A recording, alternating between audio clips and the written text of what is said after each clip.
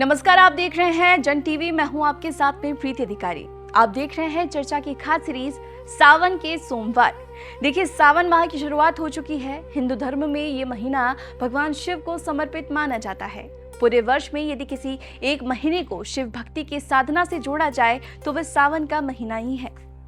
लेकिन इस सावन में आने वाले सोमवार का महत्व और भी बढ़ जाता है।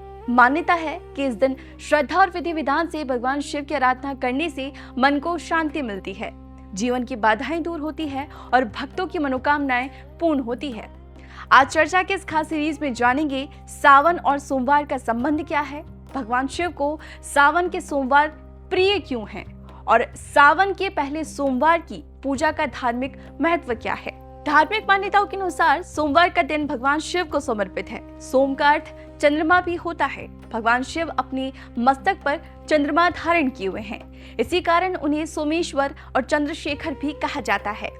वहीं सावन का महीना वर्षा ऋतु का प्रतीक है।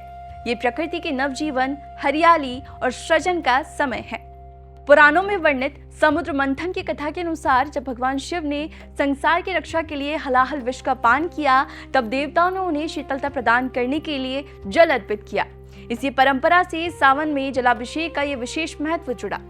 वहीं बात करें सावन के पहले सोमवार की, तो ये सोमवार भक्तों के लिए एक नई आध्यात्मिक शुरुआत का प्रतीक माना जाता है।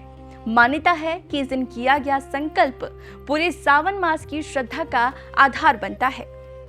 कई श्रद्धालु इस दिन से 16 सोमवार का व्रत और पूरे सावन के सोमवार का व्रत का संकल्प लेते हैं। शिव भक्तों की लंबी कतारें शिवालयों में देखी जाती है, जब भगवान शिव को जल, दूध, गंगा जल, बेलपत्र आदि अर्पित किए जाते हैं। मंदिरों में सुबह से ही शिव भक्तों की लंबी कतारें लगती हैं और भगवान शिव का जल, दूध, गंगा जल, बेलपत्र, धतूरा और भांग से अभिषेक किया जाता है।